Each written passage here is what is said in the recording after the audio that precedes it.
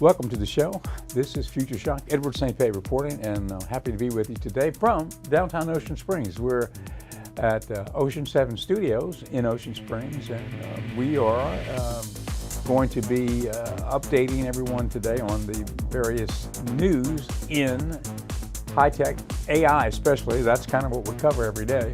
We've been talking about, I think, for the last few days, and even last week, we were talking about the release of ChatGPT 4o, which is kind of a big deal. We've got a video on that.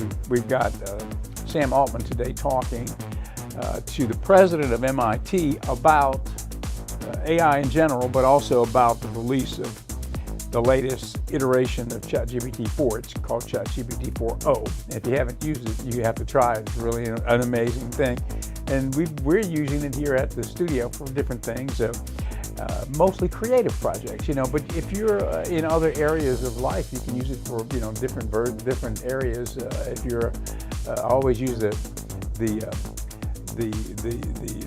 idea of if you're an accountant, you can use it, or whatever you're doing, you can use it. But in the creative area, it's a pretty fun tool to use to create graphics, and there are aspects. You can use it to create imagery. ChatGPT 4o, that DALL-E, that aspect of it, you can use it for that. Sora, you can use for video, which I don't think it's released yet to the public, but it's in beta, so you can look at the demos, and it's a text prompt into video. You get the video back, and it's just really super amazing what that does. And there are other AI apps that you can create music with. For an example, we were working on the Ocean 7 website the other day, and I wanted to create a little jingle for the website. So I used Udio, U-D-I-O, Udio, it's another AI app, to create a kind of a choral arrangement.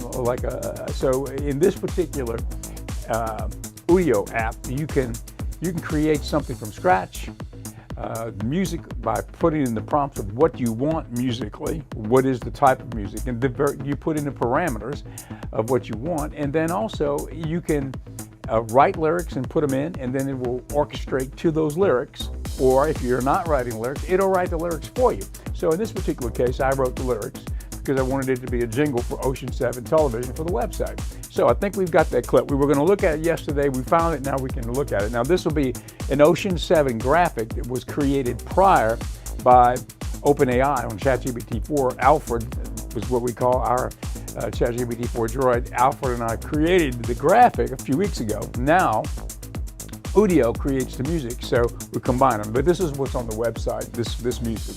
This is a jingle for Ocean 7. Let's take a listen.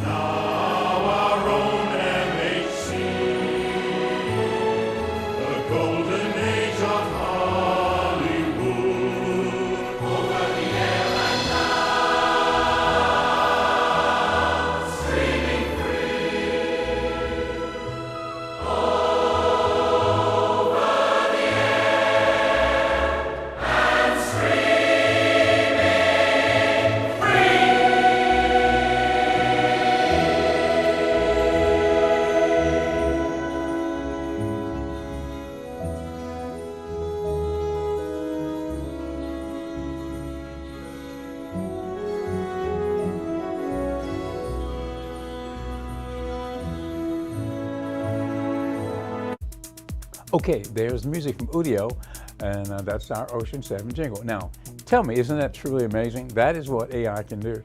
That was an orchestral choral piece that was created by Udio I prompted it. I told it what I wanted, and I put in the lyrics. I wrote the lyrics and put them in there, and it composed it and sent it back to me. So it's truly an amazing time to think that kind of magic can occur from a technological app via your phone.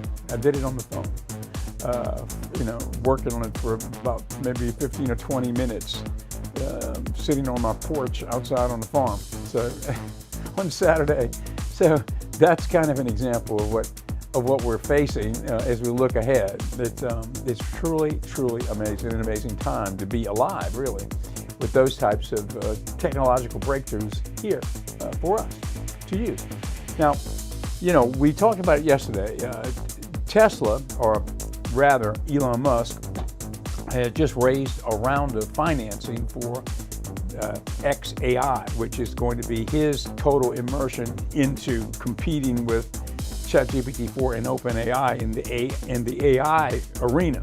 Okay, so we've got a video today on that. We've got on the round of financing and other things related to Elon's world, and also we've got a Sam Altman interview with the president of MIT, and he was talking about, and this was just from a few days ago, this was talking about the ChatGPT 4o iteration, which is the latest development there. And also, we've got one more video, if we can get to it, on some of the insane things that ChatGPT 4o can do. Things that I've talked about, some of them, and some things we probably have not talked about.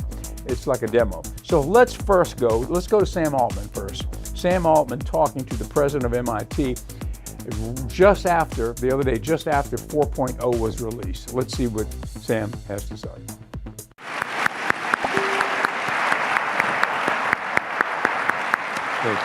Thank you both for being here. Neither of them probably need an introduction, but of course, for the record, Sally Kornbluth became MIT's 18th president in January 1st, 2023. She's a cell biologist whose 8-year tenure at Duke's University as provost earned her reputation as a brilliant administrator, a creative problem solver, a leading advocate for faculty excellence and student well-being. And in her first year of MIT, amongst many initiatives, she has focused as well on AI and has testified MIT's efforts to make sure that AI is broadly beneficial for society. Sam Altman is an entrepreneur, an investor, a programmer. He co-founded OpenAI in 2015. He is their CEO. And OpenAI is an AI research and deployment company whose mission is to ensure that artificial general intelligence benefits all of humanity. Sam and Sally, thank you for being here. I'm going to turn it over to both of you. Great. Thanks so much, Mark.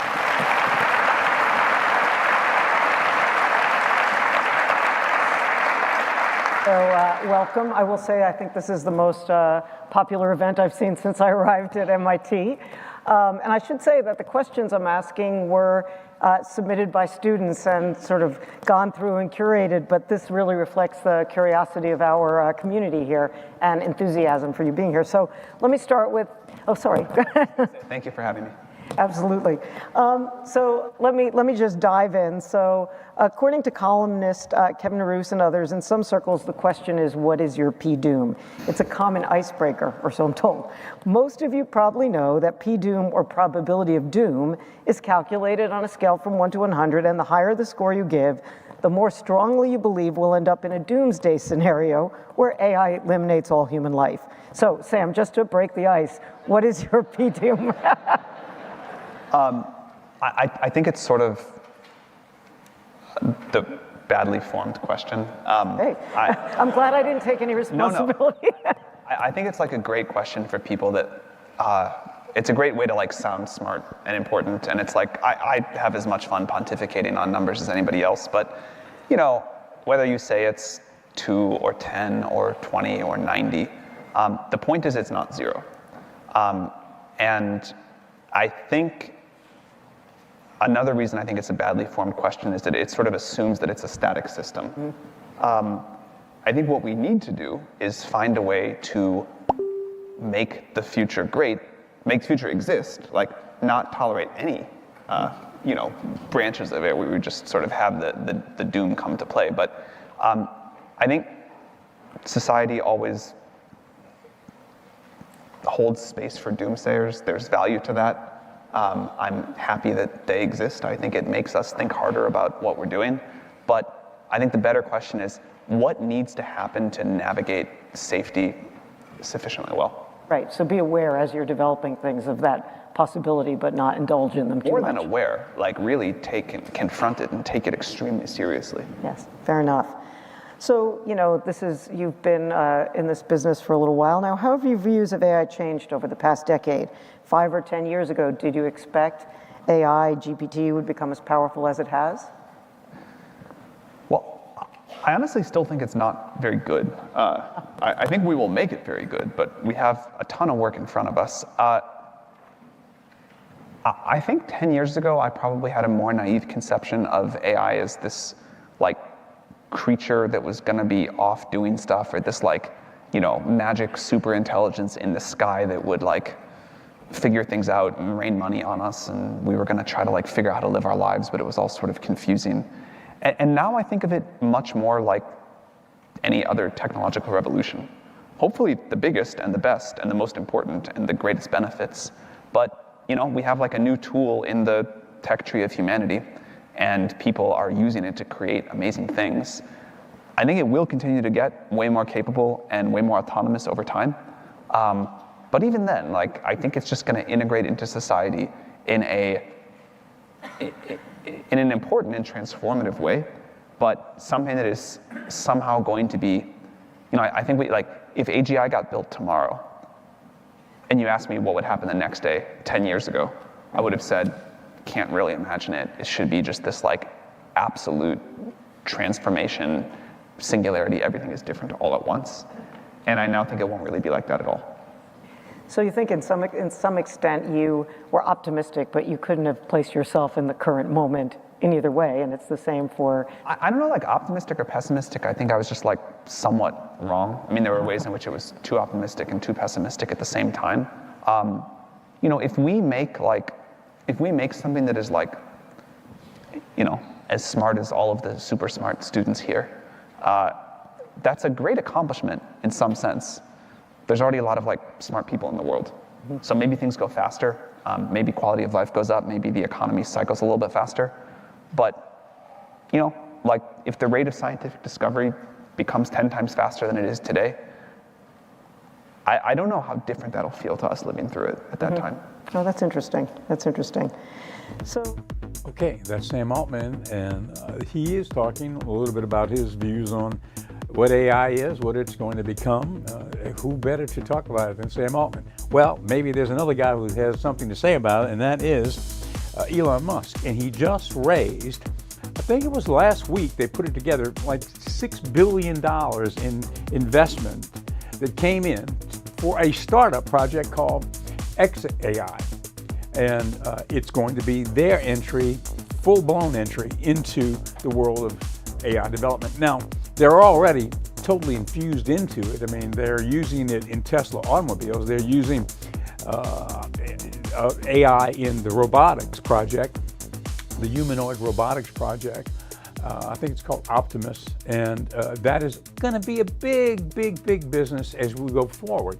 Not only are they doing Tesla there, they're doing Tesla automobiles, and of course they've got SpaceX and Neuralink. But the humanoid robotic project alone is going to become a billion-dollar business as they start to sell these humanoid robots into industry going forward, where they can become robotic workers, on assembly lines and things like that. That's all coming, and Tesla is poised to be a big player, if not the biggest player in that field, along with Boston Dynamics and a few others, including a number of other international companies in China and other parts of the world. But Tesla is poised to probably be maybe the biggest. They're so far ahead of everybody else because they've been making the Tesla automobile. They've been working, as you know, Elon Musk has a history with OpenAI. He was at one time with Sam Altman at the very beginning of OpenAI. Then he left because he thought it wasn't open enough. The source wasn't truly open. So I guess they had a disagreement and he left. Now he's suing them, by the way. Anyway, Let's go to Elon and find out a little bit about what he's up to and some of the funding that they've received. And this is the latest from Elon. Let's take a look. So with another incredible day in artificial intelligence, there is a few stories that I think you do want to know because they are quite pivotal to the landscape in terms. Okay, let's go to the Elon Musk video. That's the other one. That's the some of the great things that ChatGPT 4o can do. But let's now take a look at the Elon Musk interview. Hello, everyone. Well, I must say I'm very impressed with this. This meeting room is amazing. I feel like I'm in a waterfall. And it's really lovely here, and that was incredible performance. So I must say I'm quite delighted to be here this morning talking to you and to experience this wonderful event and everything that Indonesia has to offer. It's amazing being here in Bali in Indonesia. Hopefully everyone saw the mangrove forests because those are very impressive. It's several 100,000 acres of mangroves that I think have been replanted, if I recall correctly. There are a lot of great things happening in Indonesia and the rest of the world. And overall, I would say I'm quite sort of optimistic for the future. I think we should never be complacent or entitled, but I do think that if we're not complacent and entitled, that the future will actually be great for the world. And I think we're headed to a bright future overall. So, and with respect to water, I've always thought, we call Earth, but actually Earth is 70% water by surface area.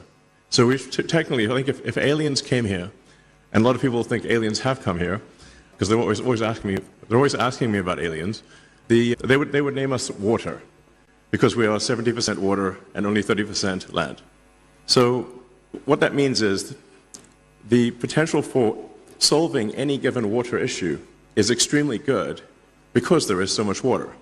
There's obviously desalination required at times and the transport of water, but desalination, as I think most people know, has become very inexpensive and so really the availability of fresh water is simply about energy and transport. So when I talk to even very well-read, very smart people in the United States, they will often think, well, the water crisis is unsolvable. But in fact, it is very solvable. There are continuing breakthroughs in the efficiency of desalination. And I think we've got a great water future ahead of us, and I think a great sustainable energy future ahead of us. I'm kicking things off on a positive note, but I think with good basis for doing so. The next section is really just some questions or Q&A. If anyone would like to ask me anything about anything, I suppose we should generally stick to the topic of water, given that it's the water conference, but I'm happy to answer other questions as well. I'm not quite sure how the logistics of question posing works, but you could just say a question. Sure. If I heard correctly, what is the most important thing for solving the water crisis? Okay. Well, the exact solution will vary depending upon country and even region within a country. But as I mentioned, because the cost of desalination has dropped so much, if you're just talking about water for individual consumption or water in, say, a hydroponics facility, some kind of, where you're not simply putting it on the ground for crops, but actually have some sort of contained facility that minimizes the amount of evaporation, I think you can basically turn any part of the world green, including the entire world. So it just begs the question of where does the energy come from? And here's where I think solar energy is very much underestimated in terms of its capability. So if you think about what would the Earth be without the sun, the Earth would be a frozen dark ice ball at roughly 3 degrees above absolute zero. It would be quite unpleasant. So, very cold and dark. But because of the sun, we're at quite a nice temperature, quite pleasant, roughly 300 degrees above absolute zero. And the sun powers almost the entire ecosystem is solar powered. When you say well, how much land would it take to generate electricity? Okay, do we have that Elon Musk interview, Clarence? Are you ready with that? Okay, let's go to that. That was a clip from another conference. This is the clip that we are going to show you where he's talking about the AI investment that's just come up. Let's see if we can take that video. It will be very, very interesting to see how all of this works. So Musk is doubling down on this area, and it will be interesting to see some of his wild predictions and wild claims come to fruition. So now this isn't AI news, but this is something that you need to know because it's important to be able to understand what I'm about to say so that you can decipher AI news correctly. So this is Gary Marcus. And if you don't know who Gary Marcus is, he, says he's a beacon of clarity, spoke at the US Senate AI Oversight Committee. And I do think it is important to criticize AI because if you don't have someone that is criticizing new technology or whatever innovation you are currently doing, then you're not thinking. So I think criticisms are good, but the problem is that Gary Marcus, okay, and other people who are on the other side of AI, essentially people who are, I wouldn't say doomers, but people that, are a little bit more skeptical and have their own biases, often publish things that just aren't true. And it's important to understand how we can decipher the news, because if you don't see the news in my video or in certain areas, you might see certain things and you might get confused, especially when there is a million different news stories. So essentially, he said, brutal, absolutely brutal. So much crap code is probably being written. Now, I'm going to show you guys why this is just absolutely insane. It says, Q&A platforms have been crucial for the online help-seeking behaviors of programmers. However, the recent popularity of ChatGPT is altering this trend. Despite this popularity, no comprehensive study has been conducted to evaluate the characteristics of ChatGPT's answers to programming questions. To bridge the gap, we conducted the first in-depth analysis of ChatGPT answers to 517 programming questions on Stack Overflow and examined the correctness, the consistency, comprehensiveness, and conciseness of ChatGPT answers. Now, just bear with me because don't make any presumptions yet. I'm just going to tell you guys what's happening, okay? It says, furthermore, we conducted a large-scale linguistic analysis as well as a user study to understand the characteristics of ChatGPT. And here's the point. Our analysis showed that 52% of ChatGPT answers contained incorrect information and 77% are verbose. Nonetheless, our user study participants still preferred ChatGPT answers 35% of the time due to their comprehensiveness and well-articulated language style. However, they also overlooked misinformation in the ChatGPT answers 39% of the time. This implies the need to counter misinformation in ChatGPT. Okay, we'll get into the actual interview segment of that tomorrow. And also, we have the video that we wanted to get to, but we're about to run out of time. It was the various insane things that you can do with ChatGPT 4.0. A lot of things that we've talked about, but a lot of things that we haven't talked about yet. So it's pretty extraordinary to see what the new version of ChatGPT 4 will do. Okay, before we go, let me mention that this program is brought to you by Pendragon Apothecary, downtown Ocean Springs. It's pendragonapothecary.com. We've got a pretty wide array of teas, medicinal teas, herbal teas, things that, or blends that are kind of, I think, difficult to find. And they're on the website at pendragonapothecary.com, and we can ship it anywhere from right here in downtown Ocean Springs. And thank you. If you're around the area, stop by and visit us at the store at 1016 Government Street, Pendragon Apothecary. And Ocean 7 Studios is here in Ocean Springs, and we'll be glad to visit with you if you stop by. Okay, that's it for today's show. I think we're just about out of time. So we'll see you tomorrow.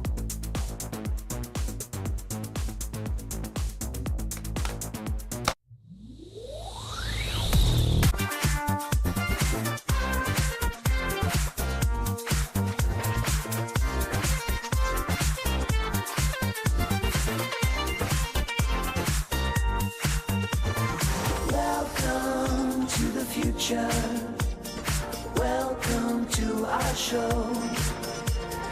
Future Shock is here to keep you in the know.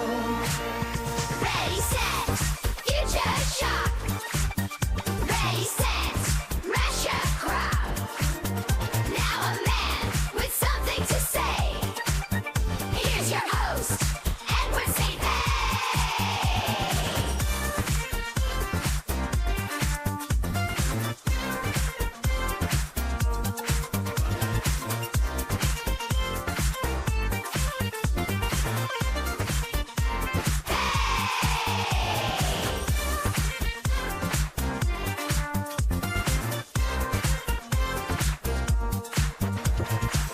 Yesterday is yesteryear. Set your sights for tomorrowland. Future Shock is here to help you make your stand. Ready,